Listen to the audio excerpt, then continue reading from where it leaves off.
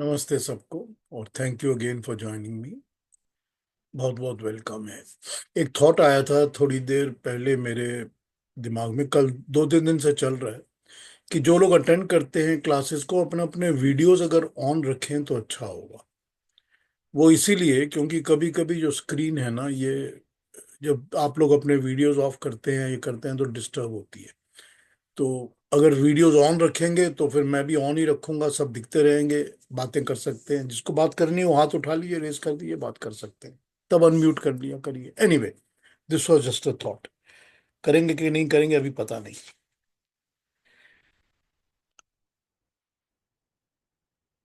आज भी स्टार्ट करता हूँ। एक मिनट, चश्मा निकाल लूं। चश्मा तो पहने रहना पड़ेगा सारा टाइम। पीयूष जी, हाँ जी। एक बात पूछनी थी, क्या पूछ सकती हूँ? हाँ अरुणा जी, पूछिए ना। कल आपने जो एक्सप्लेनेशन दिया, अ, ब्रह्मार्पण ब्रह्म हविर, वो मैंने कल का आपका पूरा सेशन सुना। और सेकंड, उसके बाद आपने जो कहा कि हाँ, यज्ञ के बारे में, तो हमारा पूरा जीवन हम जो हमारे कर्तव्य करते रहते हैं वो एक तरह से यज्ञ ही होता है। लेकिन मुझे मेरे माइंड में एक थॉट यहाँ पे आया, आप बताइए क्या मैं सही सोच रही हूँ? हम कर्तव्य तो करते हैं, लेकिन बहुत बार मेरे मन में ये आता है कि जब भी मैं कुछ काम करती हूँ तो क्या परमात्मा ने मुझे जो शक्ति दी है वो 100% मैं यूज कर रही हूँ? क्या मैं उसको अच्छी भाव यानी जो मेरी एटीट्यूड, जो अप्रोच है, क्या वो सही है? अगर मैं कॉलेज में पढ़ाने अब तो रिटायर्ड हो गई हूँ, लेकिन जब भी मैं जाती थी तब कुछ समय के लिए कुछ मेरे पर्सनल प्रॉब्लम्स की वजह से मैं ठीक तरह से अगर स्टूडेंट के साथ बात नहीं कर सकती, गई तो हूँ मैं काम पे, लेकिन क्या मैं पूरा दे सकती थी, कर सकती थी? जब भी मैं नहीं कर सकती थी तब मुझे लगता है नहीं, मैंने कुछ गलत किया। तो हर बार हमारा हर काम यज्ञ नहीं हो सकता ना। वो यज्ञ होने की तरफ हमारा अप्रोच होना चाहिए ना। ये हमेशा मैं सोचती हूँ। चलिए बात करते हैं इसके ऊपर। देखिए, पहली बात जो आपने कहा मैं उसी पे बात करता हूँ। पहली बात तो ये है कि हम सब जो बचपन से बड़े होते हैं, एकदम बच्चे होते हैं, फिर क्लासेस में स्कूल में जाते हैं और बड़े होते हैं, हम सबको रिस्ट्रेंट सिखाई जाती है। हम सबको सिखाया जाता है इतना और नहीं, बस ये नहीं करो, वो नहीं करो, ये नहीं करो, वो नहीं करो। जितनी करो वाली चीजें बताई जाती हैं कि ये जरूर करो, उनसे बहुत ज्यादा चीजें नहीं करो की बताई जाती। हम सबको हम सबको बताया जाता है कि बड़े के सामने ऐसा मत बोलो, छोटे के सामने ऐसा मत बोलो, यहाँ पर ये बात मत बोलो, वहां पर वो बात मत बोलो, इस चीज को एडिट कर दो, उस चीज को निकाल दो। ये हमको सिखाया जाता है सबको। बचपन से हम इसमें बड़े होते हैं। तो होता ये है कि हम जब भी कोई कर्म करते हैं, हम उस कर्म को रिस्ट्रेन के साथ करते हैं। हम कभी भी फुल्ली उसके अंदर डूब के पूरी तरह से कर्म नहीं करते। करेंगे तो लोग कहेंगे ये बिंदास आदमी है, या फ्री विल आदमी है, या ये इस तरह का है, उस तरह का है, जो दिल में आता है बोल देता है, मुंह फट है, इस तरह की बातें बोली जाती हैं। तो वो रिस्ट्रेन तो हमको बचपन से सिखाई जाती है, तो हम लोग कर्म के अंदर रिस्ट्रेन तो करते ही हैं। इसलिए 100% का तो सवाल ही पैदा नहीं होता। फिर आप कहेंगे कि लेकिन अगर मैं माँ हूं तो मैं तो अपने बच्चे के साथ 100% तो हूं। तो ये ठीक है कि आप 100% हैं, लेकिन वो 100% का जो कर्म होता है या उसकी जो पीरियड होती है, टाइम फ्रेम होता है, वो टाइम फ्रेम भी कोई बहुत लंबा नहीं होता है। उसमें भी वेरिएशंस होती रहती हैं। तो 100% में तो यहाँ ये प्रॉब्लम आती है। लेकिन इसमें दूसरी बात समझने वाली ये है कि हम लोग जब हम कर्म करके, कोई भी अच्छे कर्म को हम करते हैं, या हम समझ लीजिए अपने लिए ही कर रहे हो, चलिए, कि मैंने अच्छा स्टूडेंट बनना है तो मैं पढ़ रहा हूँ, या मैं मेहनत कर रहा हूँ कि मैं एक एग्जाम और पास कर लूँ, या मैं अपनी नेक्स्ट लेवल के लिए पढ़ रहा हूँ, जो भी लेवल हो। हम जब कोई भी चीज अटेम्प्ट करते हैं तो हमको अंदर से शक्ति मिलती है उस काम को और ज्यादा करने के लिए। तो अगर आप 60% दे रहे हैं तो आपको अंदर से प्रेरणा इंस्पिरेशन मिलती है और ताकत शक्ति मिलती है कि मैं 60 को 65 तो कर ही सकता हूँ। और फिर होता है कि 65 को अब मैं 70 कर सकता हूँ। ये हम सबके साथ होता है। अब इस चीज के साथ आप ये जोड़ लीजिए कि जब कर्म निष्काम होंगे, अगर अपने स्वार्थ की कामना नहीं होगी, तो वो यज्ञ कर्म हो जाएंगे। तो भले के लिए, लोगों के भले के लिए हो जाएंगे। भाई आप पढ़ाते हैं कॉलेज में, आप पढ़ा रहे हैं, आपको सैलरी तो मिल ही रही है। तो आप ये तो सोच के पढ़ा नहीं रहे कि आज का लेक्चर जो है मैं ज्यादा अच्छा करूंगी तो मुझे $10 ज्यादा मिल जाएंगे। ये तो आप सोच नहीं सकते। ये भी नहीं आप सोच सकते कि मुझे ये 4 स्टूडेंट्स को तो बहुत अच्छी तरह समझाना है, बाकी 3 को मेरे को समझाने की जरूरत नहीं है।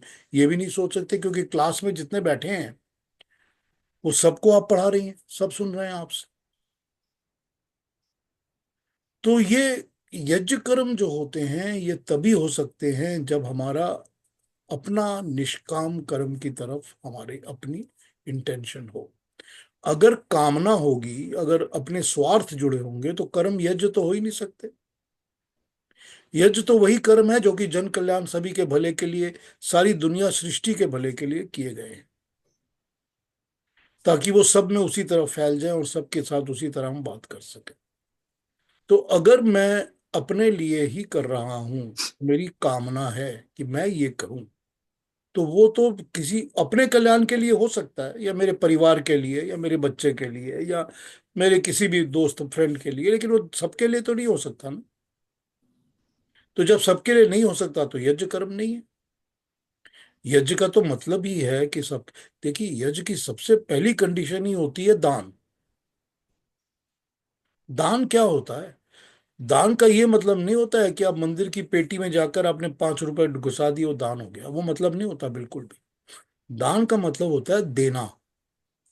क्या देना? जो आपके पास है, जो आपका अपना है, वो जब आप किसी को देते हैं, और देते किसको है? जो योग्य पात्र है उसको, जो योग्य है, जिसको दे दो, दे जो जो मिलने के लायक है, ऐसे जिस किसी को आप देते हो तो वो दान होता है। तो यज्ञ का पहला कंडीशन ही दान है। तो इसका मतलब आप दे रहे हो विद्या का, तो भी तो दान दे रहे हो ना आप।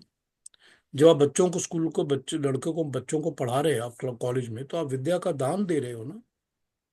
उनको विद्या दे रहे हो ना, दान दे रहे हो। क्या क्या दे रहे हो आप? जो आपकी अपनी चीज है ना, वही दे रहे हो ना आप।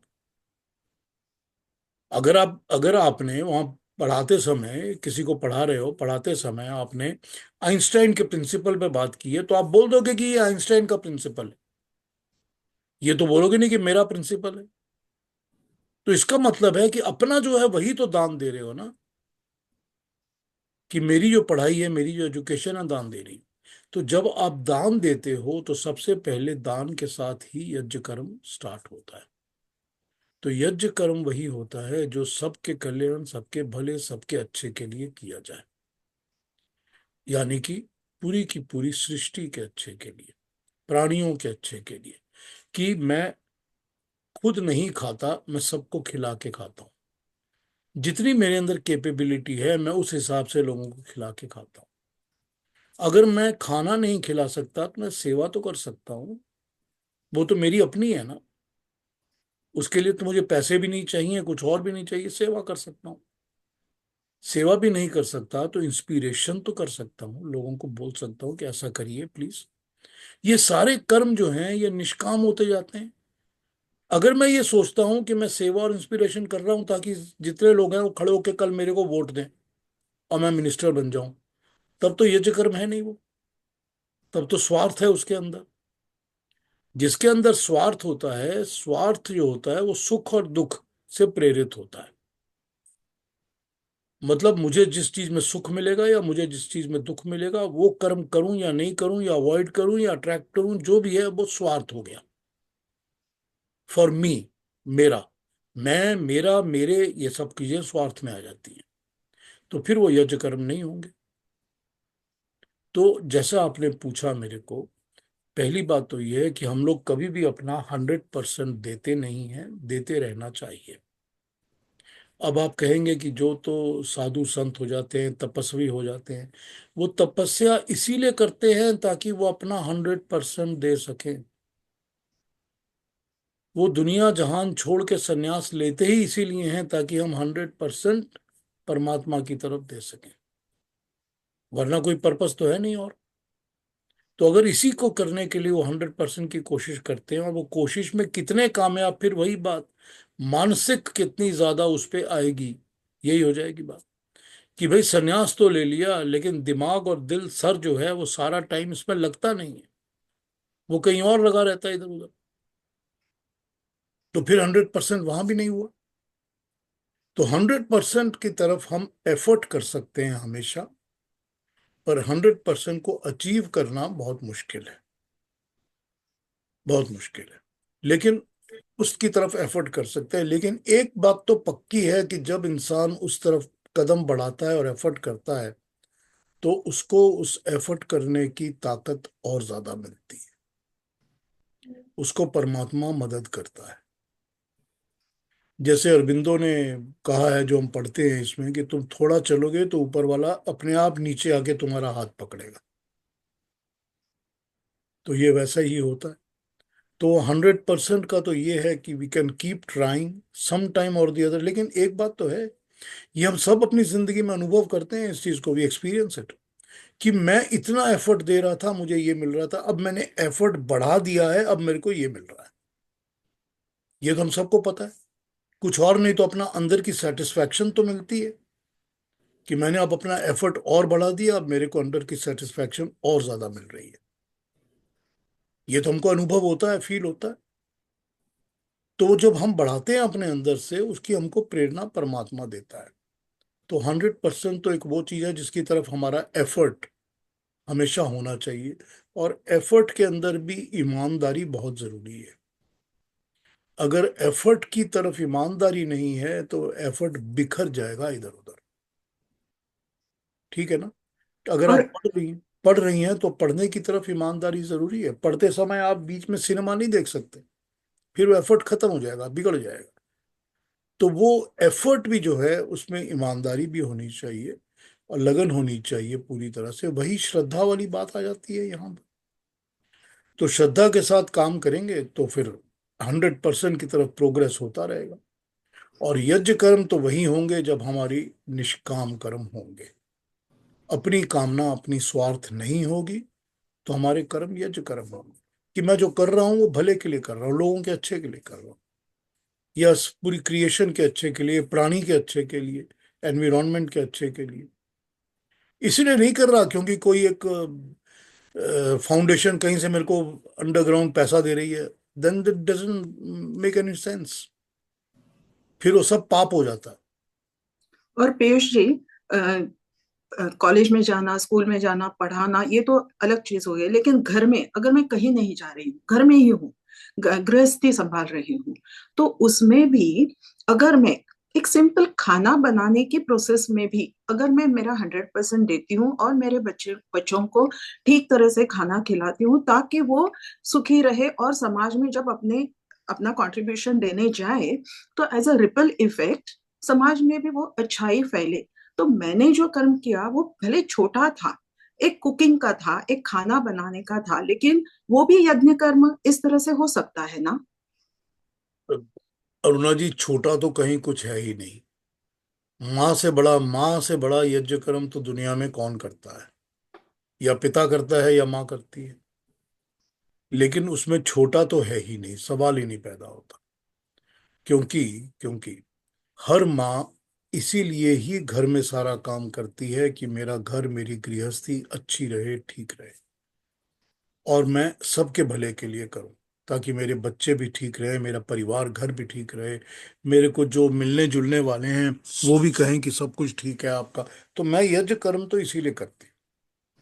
ठीक है ना? तो जब मैं यज्ञ कर्म करती ही इसीलिए हूँ कि मैं सबका भला करूं, इसके लिए तो नहीं करती कि जो भी मिलने वाला आए, जो भी घर में आए, वो अंदर आके पहले ये कहे कि अरे वाह तुम हो अकेली तभी अच्छा है, बस कुछ नहीं है। वो अपने लिए माँ कोई ये काम नहीं करती कि जिसमें उसको पर्सनल लगे कि मुझे बहुत ज्यादा वाह वाह मिल रहा है, इसके लिए कोई माँ काम नहीं करती। कोई माँ बच्चे को इसके लिए बड़ा भी नहीं करती कि बड़ा, जब बच्चा बड़ा हो जाएगा तो सब कहेंगे ये इसका बेटा है, ये भी नहीं सोच के करती। माँ इसीलिए करती है कि मुझको यज्ञ को, मुझको अच्छा करना है, मुझे खाना भी अच्छा बनाना है, स्वास्थ्य की चिंता रखनी है, हेल्दी फूड बनाना है, एनवायरनमेंट साफ रखना है, इनकी सेहत ठीक रहे, ये अच्छे लोग बने दुनिया में, इनको अच्छी चीज समझ में आए। तो ये तो सारा यज्ञ कर्म है ना माँ का। उसी तरह पिता जो काम कर रहा है वो भी तो यज्ञ कर्म कर रहा है ना। पिता, अगर आप ये कहेंगे कि मैं मेहनत करके कमाई करके लाता हूँ, तो मैं अगर $100 की कमाई करता हूँ और मेरा अपना खर्चा $90 है, तो मैं सोचता हूँ मैं तो बड़े ऐश में हूँ। लेकिन मैं तो ये सोच नहीं सकता, अगर पिता हूं तो फिर तो मुझे 3 लोगों का पेट भरना पड़ेगा, 4 का पेट भरना पड़ेगा। फिर तो वो $100 की जो एक्सपेंशन है वो अपने आप ही $400 हो जाएगी। मेहनत तो मेरे को फिर उतनी ज्यादा करनी ही पड़ेगी। तो यज्ञ कर्म तो वहां हो ही जाता है ना अपने माता पिता की तरफ से। तो यहाँ पर, क्योंकि यहाँ अगेन वही बात है कि यहाँ क्योंकि निष्कामता आ जाती है, स्वार्थ नहीं आता। आप कह सकते हैं स्वार्थ आता है। स्वार्थ ही आता है कि मेरा बेटा मेरा नाम करेगा। स्वार्थ आता है कि मेरा बेटा है तो इसको ये मिलना चाहिए, आस पड़ोस के भाई बहन के बच्चों को ना मिले। ये स्वार्थ आ सकता है। लेकिन जब स्वार्थ आ जाता है तो फिर वो यज्ञ कर्म नहीं रहता, फिर वो एक स्वार्थ के लिए किया हुआ कर्म रहता है। तो निष्कामता बहुत जरूरी है किसी भी यज्ञ कर्म में। तो जब निष्कामता आती है तो उससे फिर, चाहे वो आप गृहस्थी का काम कर रहे हो या प्रोफेशनल कर रहे हो या पढ़ा, उससे फर्क नहीं पड़ता। कोई फर्क नहीं पड़ता। क्योंकि ये प्राइमरी तो इंसान की सोच के ऊपर है ना, सोच या इम्पोर्टेंट। आपके मेंटल फ्रेम पर है ना, कि आप सोच रहे हो कि मैं निष्काम से कर्म कर रहा हूँ, आपके अंदर वो इंटेंशन है, तो कोई कोई भी कर्म में फर्क नहीं पड़ता। जी, बहुत बहुत धन्यवाद। ठीक है, समझ आया। जी जी, बहुत चलिए अच्छी तरह ठीक है। से। ठीक है, चलिए आगे बढ़ते हैं। अच्छा है आपने कुछ पूछ लिया तो हम बात करते रहे। हमने आ, मैंने आज सुबह निकाल के रखा हुआ था एक छोटा सा सूत्र, और कि मैं सांख्य का सूत्र बताऊंगा। थोड़ा सा उसको पढ़ लेता हूँ, फिर उसके बाद हम 13वें अध्याय के कंक्लूजन की ओर आगे बढ़ेंगे, ठीक है।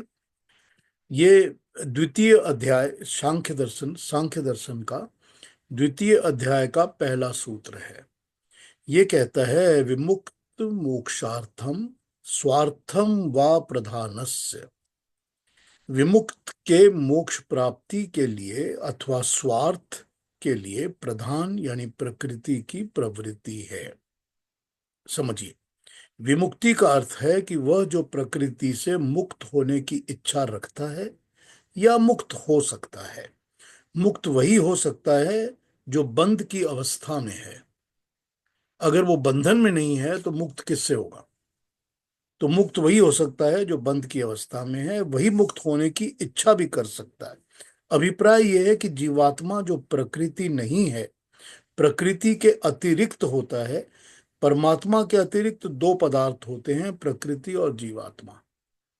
परमात्मा से अतिरिक्त, परमात्मा से अलग, सेपरेट दो पदार्थ होते हैं, जीवात्मा और प्रकृति। ये दोनों अलग हैं। और जीवात्मा प्रकृति नहीं है, वो प्रकृति से अतिरिक्त है, अलग है।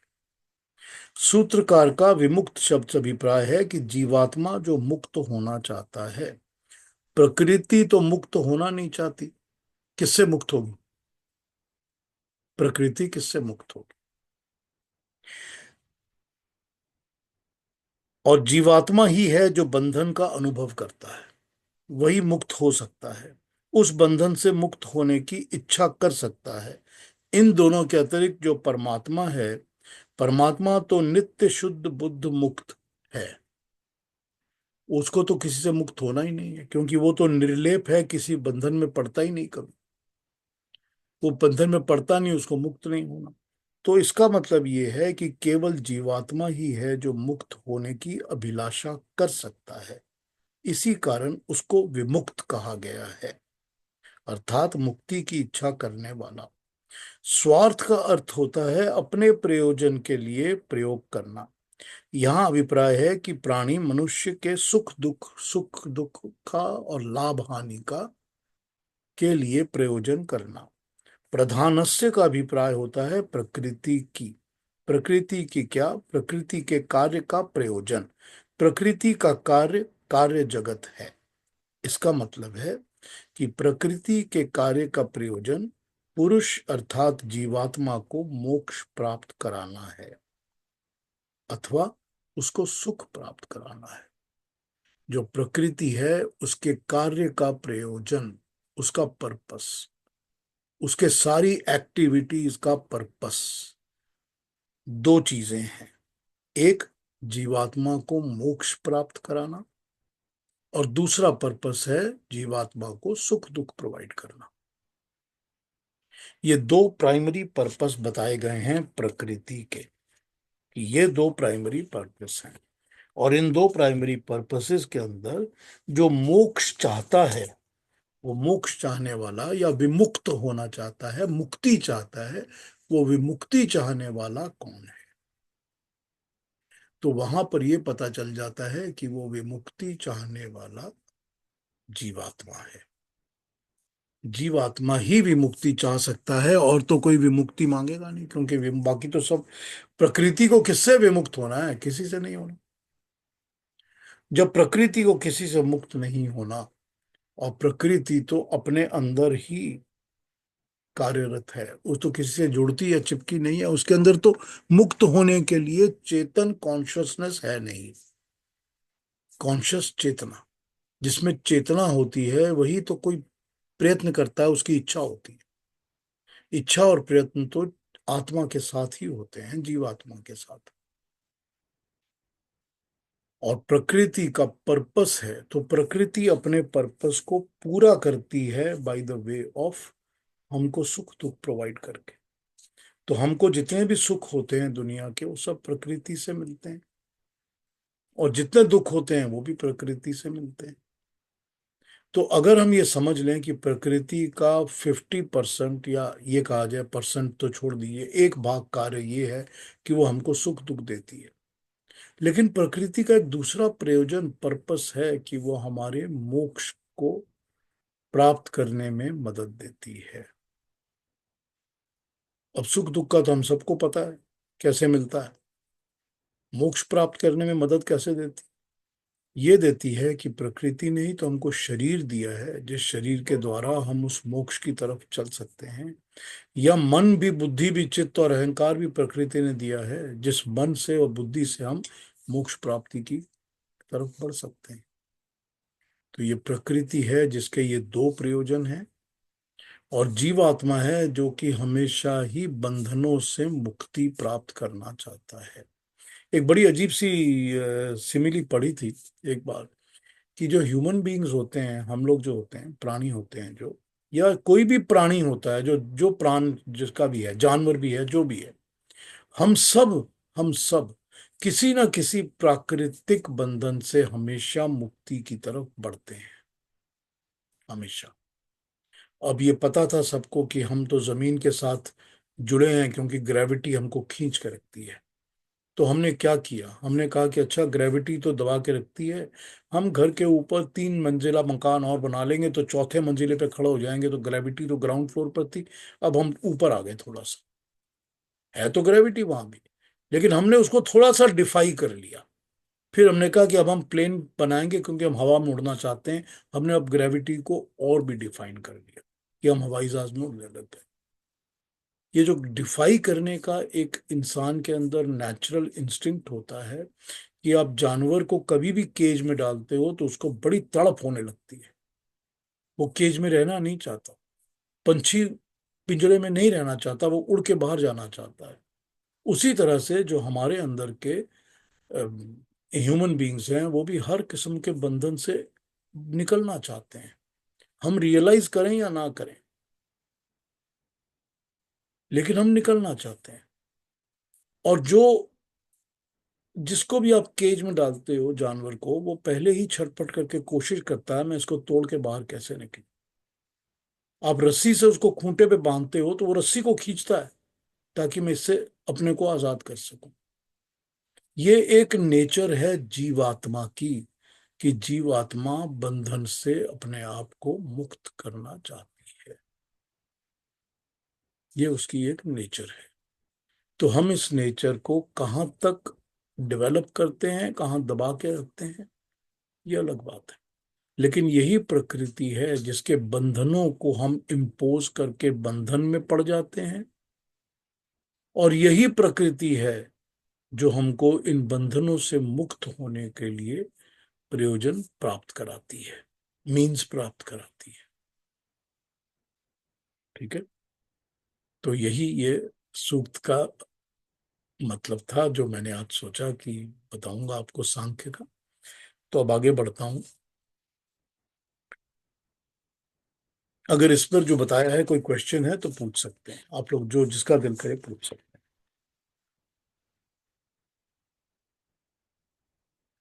कल हमने बाल गंगाधर तिलक के समरी के ओपिनियन पढ़े थे निर्गुण और सगुण के बारे में, कि निर्गुण परमात्मा और सगुण परमात्मा। उसमें तिलक ने क्या कहा हमने ये पढ़ा कल। आज हम इसमें देख रहे हैं कि विनोबा भावे के विचार क्या हैं। तो विनोबा भावे के विचारों को मैं पढ़ता हूं, पढ़कर उसको फिर समझाने की कोशिश करूंगा। ठीक है। तो त्रयोदश अध्याय पर, यानी कि 13th चैप्टर पर श्री विनोबा भावे के विचार क्या हैं। वो कहते हैं कि दो पृथक करणों, अलग अलग करना का प्रतिपादन किया गया है। पृथक करण, पृथक करण मतलब अलग अलग एक्टिविटीज, सेपरेट एक्टिविटीज, पृथक करण। तो वो कहते हैं कि एक पृथक्करण है कर्म, और दूसरा पृथक्करण है कर्मफल। और इसके अलावा एक पृथक्करण है देह, और दूसरा पृथक्करण है आत्मा। इन दोनों पृथक्करणों का क्या संबंध है और क्या कहा गया है। तो जरूरी बात है कि देह की बात की गई तो उसको क्षेत्र कहा गया, और जब आत्मा की बात की गई तो उसको क्षेत्रज्ञ कहा गया। अब इनके ऊपर विनोबा भावे कहते हैं कि गीता का ये प्रधान बात सर्वत्र कही गई है कि कर्म तो करो लेकिन फल को छोड़ दो। गीता का कर्म से अभिप्राय कोरा कर्म नहीं है, स्वधर्म आचरण रूपी कर्म है। स्वधर्म आचरण, वो कर्म जिसके लिए मैं ट्रेंड हूं, एजुकेटेड हूं, जिसके ऊपर मेरा एजुकेशनल बैकग्राउंड है, या जिसके ऊपर मेरा नेचुरल नेचुरल स्किल है या नेचुरल इच्छा है, वो स्वधर्म है। तो स्वधर्म आचरण रूपी कर्म करना, कर्म करना, फल छोड़ देना। ये बात कहने में बड़ी इजी मालूम होती है, लेकिन पालन करने में बहुत कठिन है। क्योंकि किसी कर्म की प्रेरक शक्ति फल वासना मानी जाती है। कोई कर्म करने के पीछे जो इंस्पिरेशन होती है वो होती है फल की वासना, कि मुझे इसका फल क्या मिलेगा, उसके साथ जुड़ना। फल वासना को छोड़कर कर्म करना उल्टा पंथ है, बिल्कुल असाधारण बात है। किंतु गीता का सार कर्म तथा कर्म फल का पृथक्करण ही है। संसार के सारे दुख कर्म फल की वासना से होते हैं।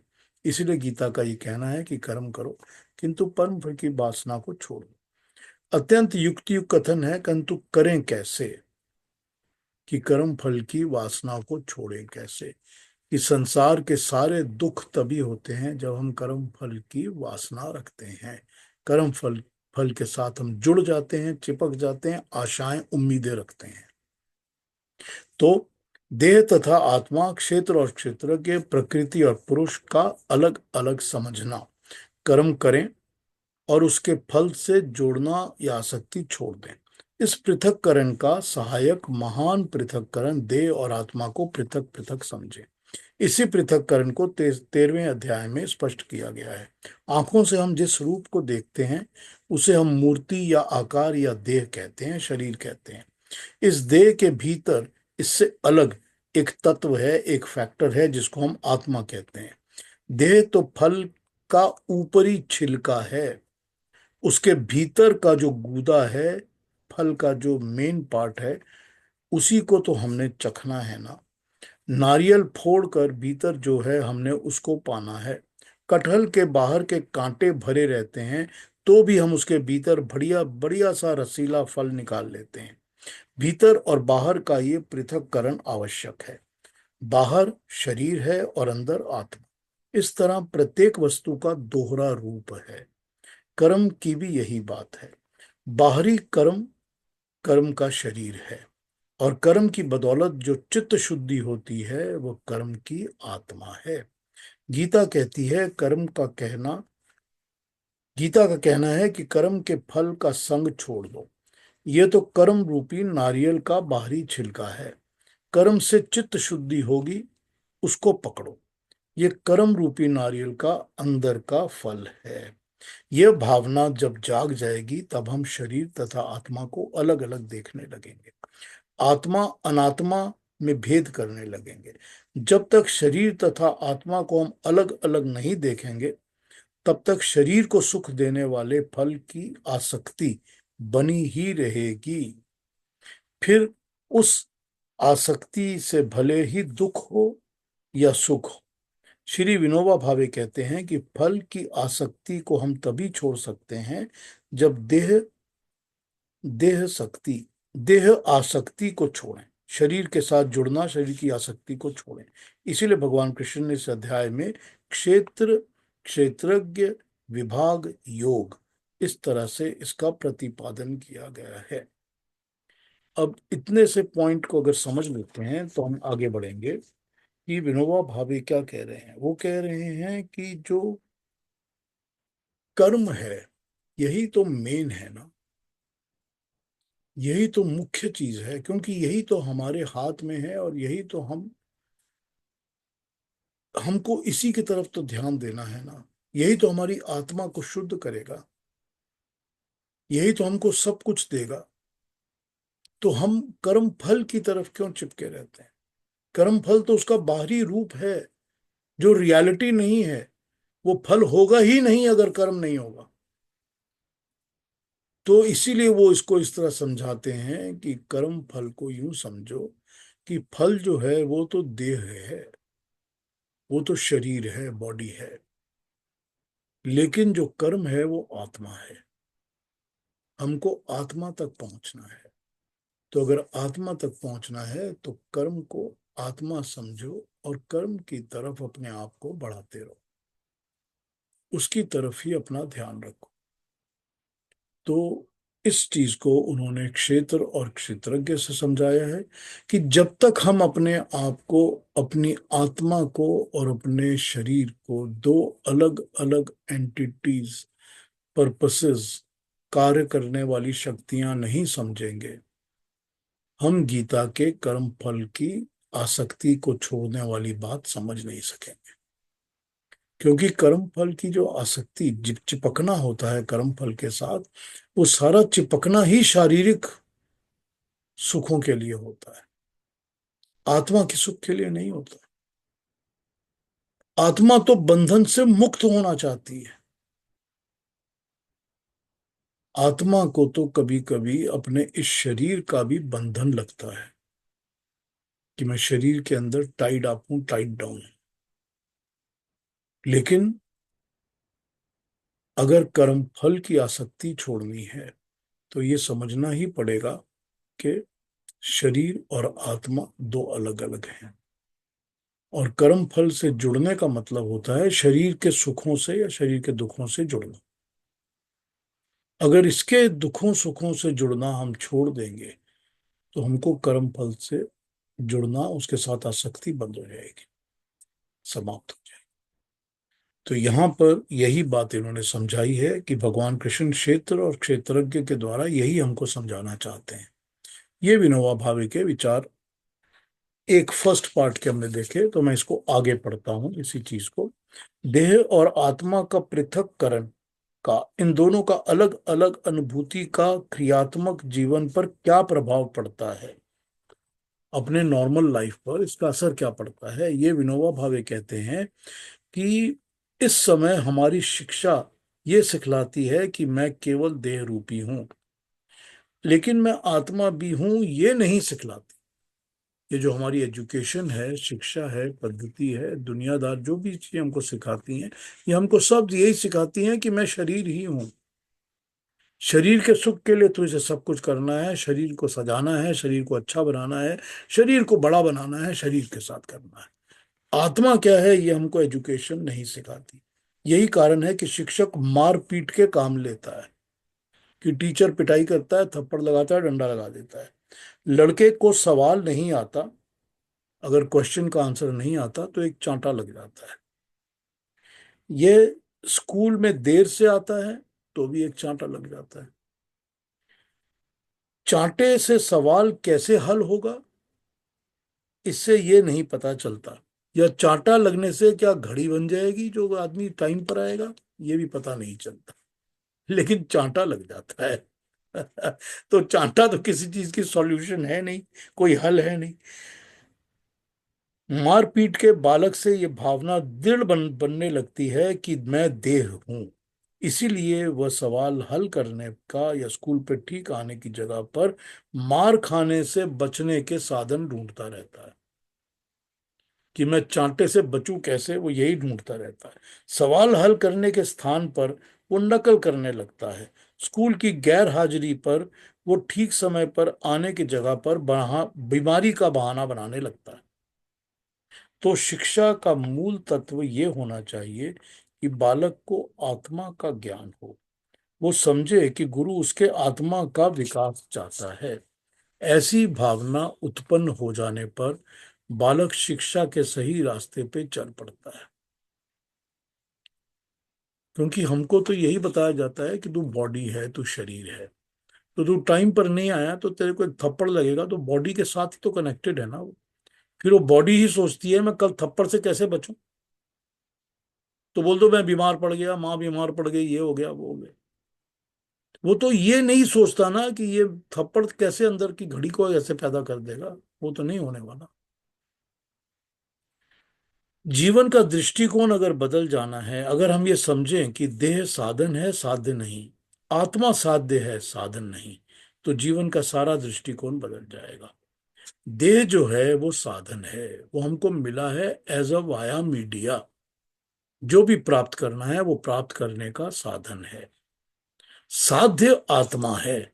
हमको जो लक्ष्य रखना है, हमको जो प्राप्त करना है, मिलना है, जो हमको चाहिए, वो चाहिए जो है वो है आत्मा। तो जब ये पता चल जाएगा कि ये हमारा पर्पस किस चीज का है, क्योंकि हम सारी जिंदगी तो इसी पे लगा देते हैं कि हमको अपने शरीर के लिए क्या चाहिए, इसको क्या करना है, क्या दिखाना है, क्या पाना है, कैसे सजाना है, कैसे संवारना है, कैसे क्या करना है, हम सारा शरीर के ऊपर ही लगा देते हैं सारी जिंदगी। तो जब पता चल जाएगा कि संवारने का काम तो आत्मा का है, हमको आत्मा को संवारना है। देह तो सवरी सवारी है, हमको संवारना तो आत्मा को है। लेकिन हम तो शीशे के सामने 3 घंटे देह को ही देखते रहते हैं। ये नहीं देखते कि मुझे आत्मा को देखना है, संवारना तो आत्मा को है। संवारते तो हम अपने शरीर को रहते हैं सारा टाइम। तो जब ये समझ में आ जाएगा तो अपना दृष्टिकोण, जिंदगी को समझने का तरीका बदल जाएगा। बालक नंगे पांव फिर रहे हैं, कई लोग इसे फूहड़पना कहते हैं। कुछ लोग इसको कहते हैं कि ये तपस्या कर रहे हैं। हर समय कपड़े बदलते रहना, श्रृंगार में पड़े रहना, ये देह को सब कुछ मानने का परिणाम है। मन को सजाना, बुद्धि का विकास करना, आत्मिक गुणों का संग्रह करना है। यह आत्मा को मुख्य मानने का परिणाम है। तो या तो हम शरीर, अपने आत्मा को ठीक करने के लिए मन को और बुद्धि को यूज करते हैं, या वो मन और बुद्धि शरीर को संवारने में लगी रहती है। ये दोनों अलग अलग बातें हैं। कब हम अपनी आत्मा पर ध्यान देंगे, ज्ञान को अर्जन करेंगे, कब हम शरीर संवारने में, शरीर को अच्छा बनाने में काम करते रहेंगे। जो लोग किसी उच्च आदर्श के लिए मिट जाते हैं, उन्होंने भौतिक जीवन तथा आध्यात्मिक जीवन के भेद को समझ लिया है, तभी वो ऐसा करते हैं। सोक्रेटिस ने सोक्रेटिस को जब विष दिया गया था, सुकरात सोक्रेटिस को जब विष दिया गया था, जहर दिया गया था पीने के लिए, तो उसने कहा जो मरने वाला ही था उसे मार कर आप कौन सी बहादुरी कर रहे हो। तो ये तो शरीर मरने ही वाला है, इसको मारकर आप कौन सी बड़ी बहादुरी कर रहे हो। आत्मा को तो आप मार नहीं सकते। तो जिसको आपने संवारना है, जिसको आपने अच्छा करना है, उसकी तरफ आपका ध्यान नहीं जाता, ध्यान आपका लगा रहता है उस तरफ जिसको कि संवारने की कोई बहुत जरूरत नहीं पड़ती। कि यही बात विनोबा भावे ने समझाई है अपने तरीके से, कि जब ये समझ आ जाएगा कि आत्मा अलग है और शरीर अलग है, और ये आत्मा और शरीर को अलग अलग करके देखना सब शुरू करेंगे, तो पता चलेगा कि मुझको सजना संवारना किसको है, मैं किसके लिए मेहनत करूं, किसके लिए एफर्ट करूं, किसके लिए मैं कोशिश करूं, मेरा मन या बुद्धि जो है वो किसके लिए काम करें। जब ये समझ में आ जाएगा तो अपने आप ही कर्म फल के साथ चिपकना जुड़ना बंद हो जाएगा। फिर अपने आप ही जो कर्म है वो अपने आप ही निष्काम होने लगेंगे। फिर अपने आप ही पता चल जाएगा कि मुझे ठीक काम क्या है, मेरा यज्ञ कर्म क्या है, ये पता लग जाना शुरू हो जाएगा। तो ये विनोबा भावे के विचार थे जो 13th चैप्टर पर हैं। अब या इससे आगे बढ़ सकता हूं मैं, अभी हमारे पास टाइम है, और लेकिन कोई क्वेश्चंस हैं या कुछ पूछना कहना हो इसके बारे में तो बोल सकते हैं। जी।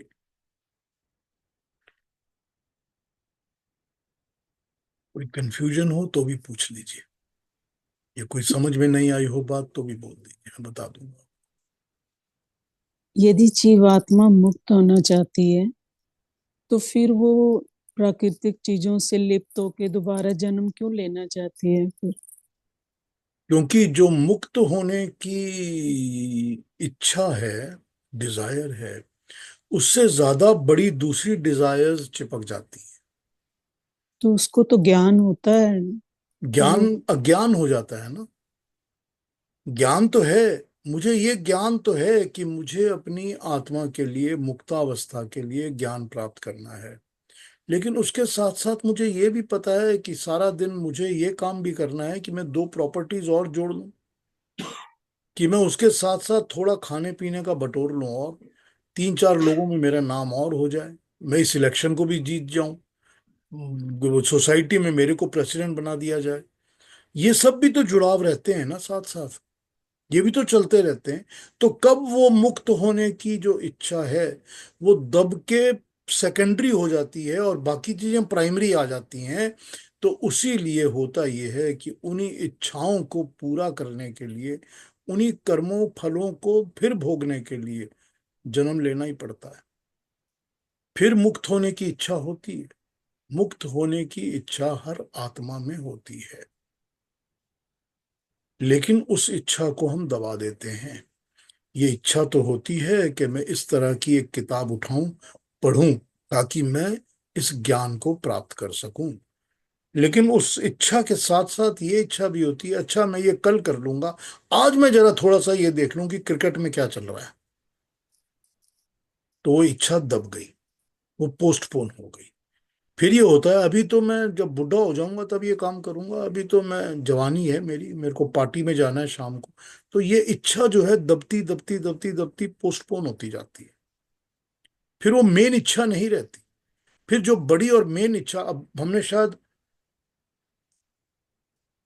5वें या 6ठे अध्याय में पढ़ा था, जिसमें भगवान कृष्ण कहते हैं कि आखिरी टाइम पर तो परमात्मा का नाम कोई लेता ही नहीं, ले ही नहीं सकता।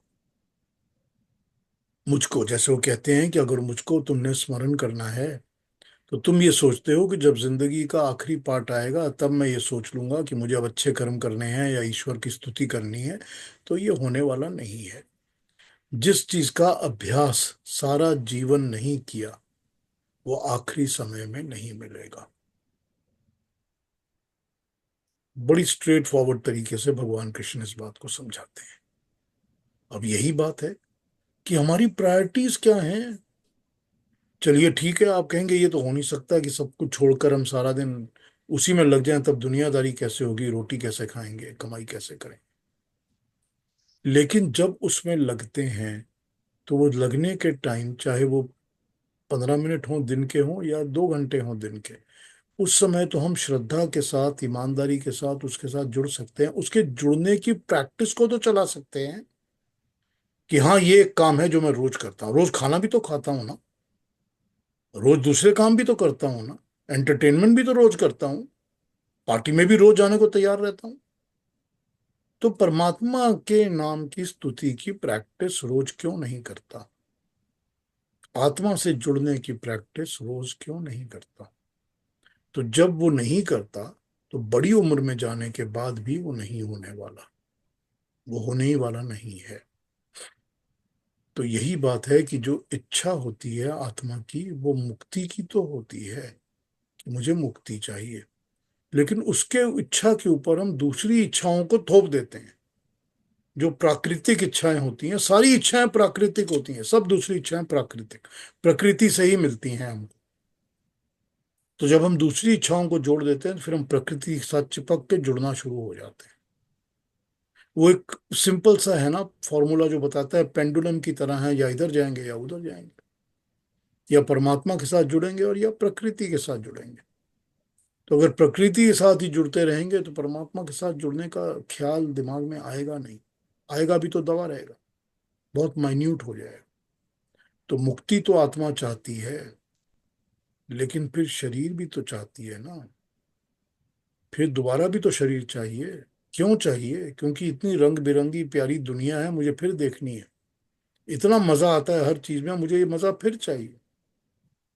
इतने प्यारे प्यारे लोग मिले हैं, मुझे ये लोग दोबारा चाहिए। इतनी अच्छी अच्छी मेरे पास धन संपत्ति इकट्ठी हो गई है, इतने मकान बना लिए मैंने, मुझे ये दोबारा चाहिए। इनको छोड़ के थोड़ी जाना है, मैं यहीं पर आना चाहता हूँ दोबारा। छोड़ते नहीं है ना, इच्छा नहीं छूटती ना।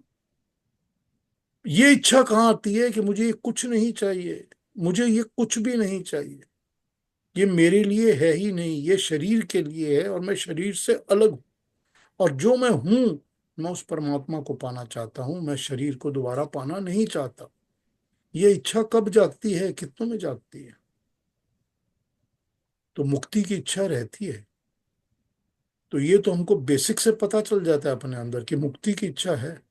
फिर उस मुक्ति की इच्छा को हम कितना डेवलप कर सकते हैं, कितना समझ सकते हैं, उसके ऊपर हम कितनी नींव रखते हैं, ये सोचिए। तो आपको जवाब मिल जाएगा कि मुक्ति की इच्छा तो रहती है, पर फिर भी हम जन्म लेते ही रहते हैं, आते ही जाते रहते हैं, चिपके ही रहते हैं। ठीक है ना अलका जी? इसको पीयूष जी मन का भटकना भी कह सकते हैं।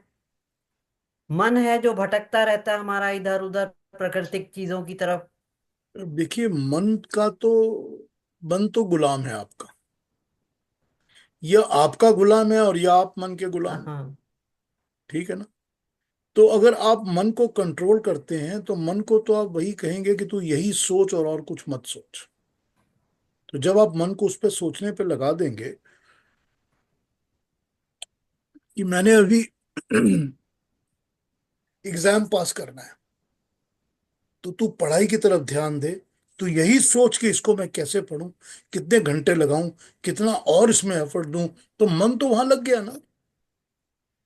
अगर आप मन की सुनेंगे कि नहीं, मन तो मेरा पढ़ाई में लगता ही नहीं है जी, मेरे एग्जाम आने वाले हैं, पर मैं तो अभी फिल्म देखने जा रहा हूँ, उसके बाद खाना खाने जाऊंगा, रेस्टोरेंट में जाऊंगा, फिर पार्टी करूंगा, तो मन कहाँ है? मन को तो आप भटकने दोगे तो मन भटकेगा। अगर आप मन को कंट्रोल करोगे तो मन कंट्रोल में रहेगा। और फिर लोग जो ये कहते हैं कि मुझको तो समझ में ही नहीं आता, जो मन करते कहता है मैं वही करता हूँ, तो फिर तो खुद भटके हुए हैं, वो मन को भटका रहे हैं, मन के गुलाम हुए हुए हैं। तो ये तो अपने ऊपर है कि मन को हम कैसे चलाएंगे और कैसे करेंगे। Correct correct. चंचल तो है ही मन, भगवान कृष्ण तो कहते ही है मन चंचल है। चंचल तो बनाया ही गया है ताकि आप हर चीज की तरफ अपने ध्यान को लगा के अचीव कर सकें। चंचल नहीं होगा तो आपका ख्याल नहीं जाएगा। चंचल नहीं होगा तो यहाँ बैठे बैठे मैं नहीं सोच सकता कि मुझको हरिद्वार जाना है। चंचल तो है ही मन, उसको तो इधर उधर भटकना ही है। लेकिन भटकना कहाँ है, भटकाना कहाँ है? अगर आपने उसकी बागडोर, उसकी जो रीन्स हैं वो पकड़ी हुई हैं टाइट, तब तो मन उसी तरफ भागेगा जहां भगाना चाहेंगे। अगर आपने उसकी डोरी और बागडोर को छोड़ दिया है, तब तो वहां भटकेगा जहां पर उसको घास मिलेगी। तो ये मन को तो आपको खुद कंट्रोल करना है ना। हाँ जी, और कोई कुछ कहेंगे, कुछ पूछेंगे, बताइए, अभी भी है हमारे पास थोड़ा सा टाइम। कोई और क्वेश्चंस आज की बात पे, कोई क्वेश्चंस हो तो पूछ दीजिए प्लीज। अलका जी, आपने बहुत अच्छा क्वेश्चन पूछा है आज, बड़ा अच्छा लगा, थैंक यू। हाँ जी, और कोई कुछ पूछेंगे इसके बारे में जो आज बात हुई है? कोई कमेंट्स, कोई और कंसर्न्स, कोई क्वेश्चंस? है हमारे पास थोड़ा सा टाइम अभी।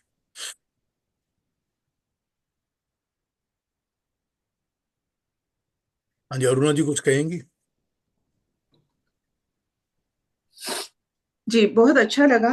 ये लेसन अध्याय जो था वो थोड़ा डिफिकल्ट ही था, लेकिन जैसे जैसे हम अभी आपको सुन रहे हैं, कमेंट्रीज को सुन रहे हैं, धीरे धीरे समझ में आ रहा है। ये क्षेत्र और क्षेत्रज्ञ दोनों को अलग हमेशा ध्यान में रखना चाहिए। ये जो बात आपने बताई बहुत अच्छी लगी। यानी यही इसका जिस्ट है इस अध्याय का, ऐसे मुझे लगता है कि इसका डिफरेंशिएशन ध्यान में हमेशा रखना चाहिए। लेकिन उसका पर्पस भी तो अब डिफाइन हो गया ना, जी। कि उसका पर्पस क्या है, अलग क्यों समझना चाहिए। देखिए, दुनिया में सबको पता है कि बॉडी अलग है और सोल अलग है, क्योंकि सोल निकलती है तो बॉडी मर जाती है, इतना तो सबको पता है। लेकिन इसके बियॉन्ड उसका पर्पस क्या है, कि आपको अलग क्यों समझना है, कि मुझे क्यों समझना है कि मेरा दिमाग, दिल हर वक्त बॉडी पे लगा रहता है, बॉडी की तरफ मुझे अपना काम आत्मा के लिए करना है, आत्मा का उद्धार उद्धार करना है। हम शरीर के उद्धार पे लगे रहते हैं कॉन्स्टेंटली।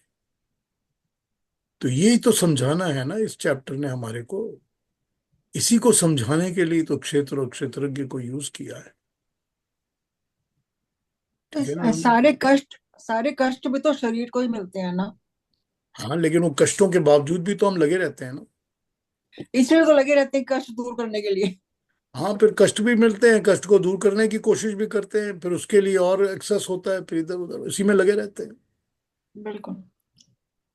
अगर आत्मा को ही समझ आ जाए कि ये कष्ट मेरे शरीर का है, मेरी आत्मा का नहीं है, तो वो कष्ट को दूर करने के प्रयोजन को 50% रिड्यूस कर देगा। फिर उसको फर्क ही नहीं पड़ेगा कि शरीर खुश हो रहा है, दुखी हो रहा है, अच्छा हो रहा है, कष्ट पा रहा है, सुख पा रहा है, मुझे क्या है।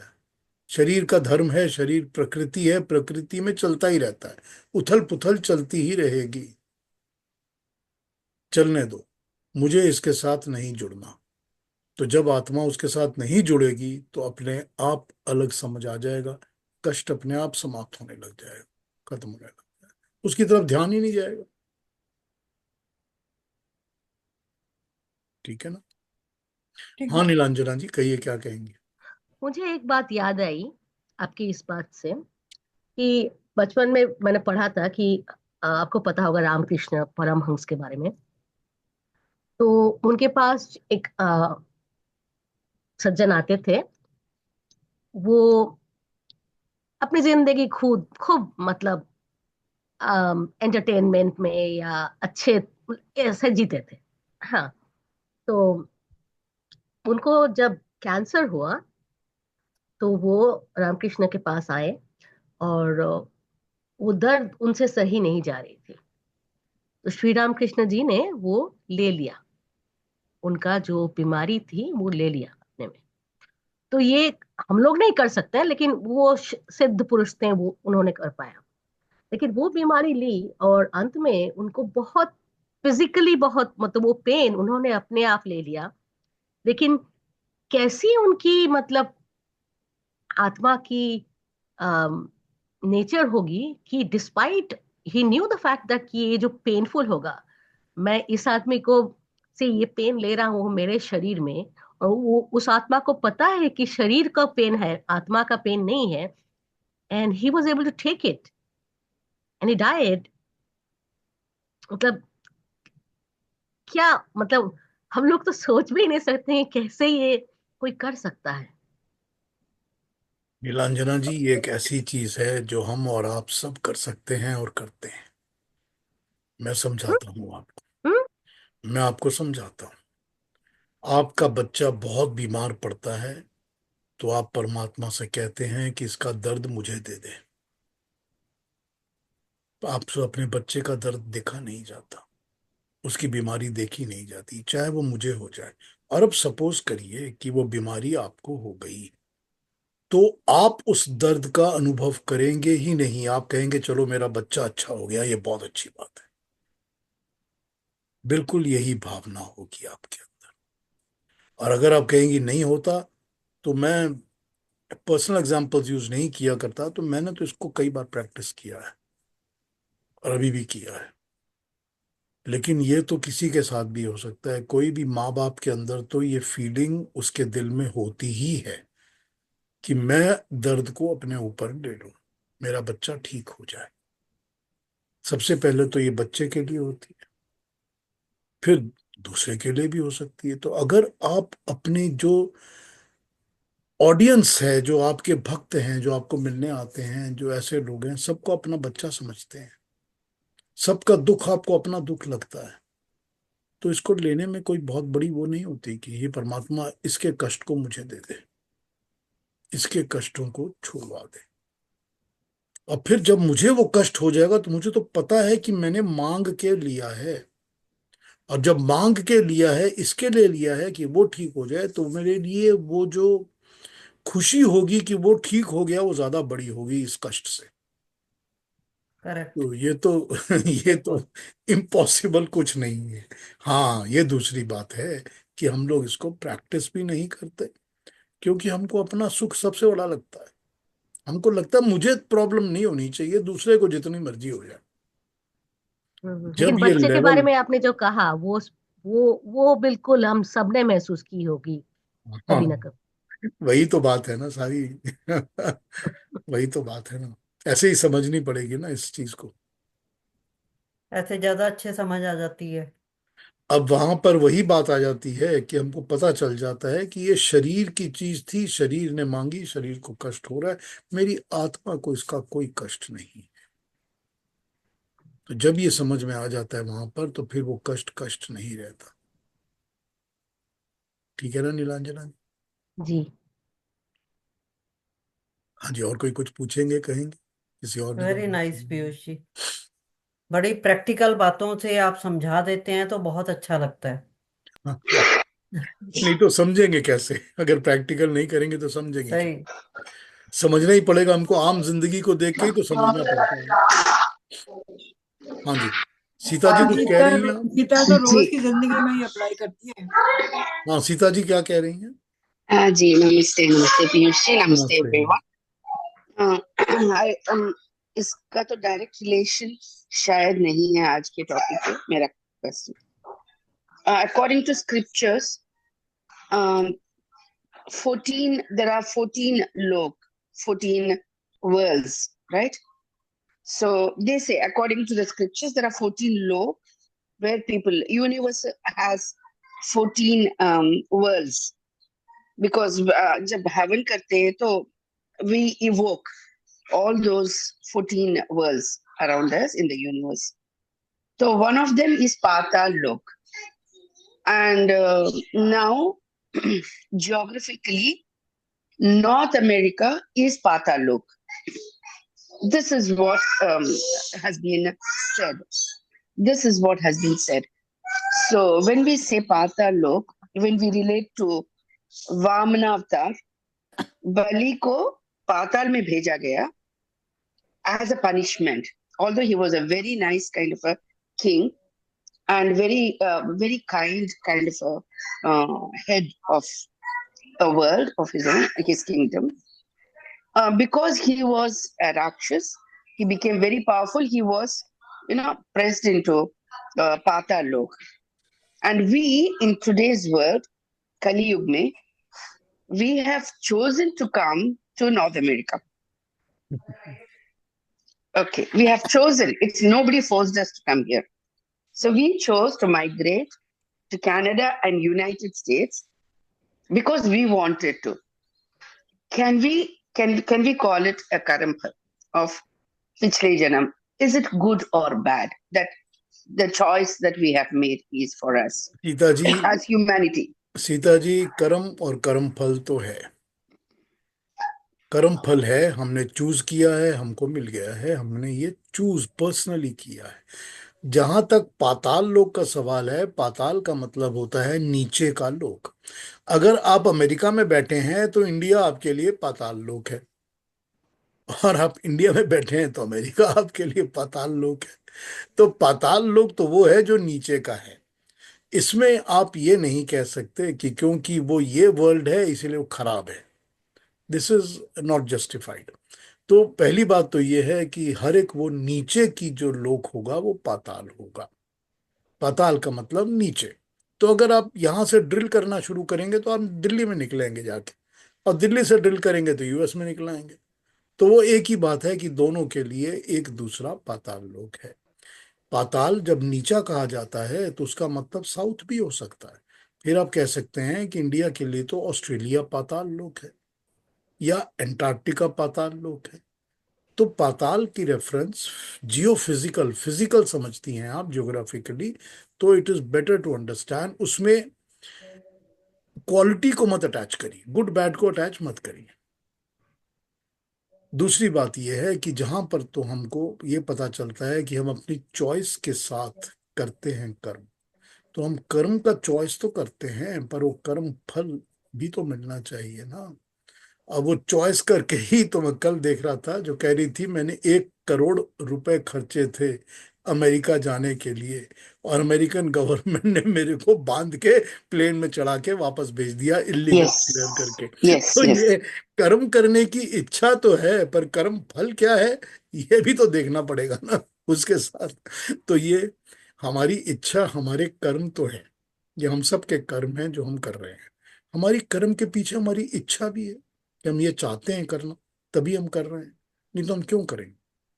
लेकिन इस कर्म फल के पीछे भी तो हम अपनी एक कर्म भूमि ढूंढ रहे हैं ना, हम उस कर्म भूमि में कर्म कर रहे हैं ना, तो इसमें कोई प्रॉब्लम नहीं है। देखिए, आप इसको यूं सोचिए कि जो क्रिएटर है, परमात्मा है, भगवान है, उसने ये सृष्टि, ये क्रिएशन हमारे लिए बनाई है। उसने हमारे लिए सन, सूरज बनाया है कि हम उसकी किरणों से इंस्पिरेशन ले सके। पानी बनाया है ताकि हम पी सकें, हवा बनाई है ताकि हमको सब कुछ मिल सके उसके थ्रू, हमारे प्राण चलते हैं उससे। उसने ये तो नहीं बनाया कि इस जमीन का नाम पाकिस्तान है, इस जमीन का नाम कनाडा है, इस जमीन का नाम ऑस्ट्रेलिया है। वो तो हमने बनाया है। परमात्मा के लिए उसमें क्या फर्क है? It makes no difference. We are the people, we are the human beings who have created the geographical boundaries, the countries, the cultures. ये हमने क्रिएट किया है। फॉर गॉड, फॉर परमात्मा के लिए कोई फर्क नहीं है कि आप कहाँ कर्म कर रहे हैं, क्योंकि आप यहाँ कर्म करेंगे तो उतने ही कर्म फल मिलेंगे जो आपको पाताल में किए कर्म के कर्म फल मिलेंगे, एक ही मिलने वाले हैं। It makes no difference. हर नियम वही चलेगा, सूरज की रोशनी वही होगी, पानी भी वही होगा, हवा भी वही होगी। Nothing is going to make a difference. Difference is in our concept and the way we do our कर्म। कर्म भी वही, कर्म फल भी वही। कोई फर्क नहीं पड़ता कि आप कर्म कहाँ कर रहे हैं। ठीक है सीता जी? Thank you. हाँ हाँ, ठीक है। फिर और कोई बात करनी है? नहीं तो फिर अगले हफ्ते मिलते हैं, नेक्स्ट सैटरडे। और नेक्स्ट सैटरडे फिर बात करेंगे, and let us see how it goes. तब तक अपना अपना ध्यान रखिए, ख्याल रखिए, खुश रहिए, नमस्ते। सुखी रहिए। नमस्ते जी। Namaste. नमस्ते नमस्ते। Thank you.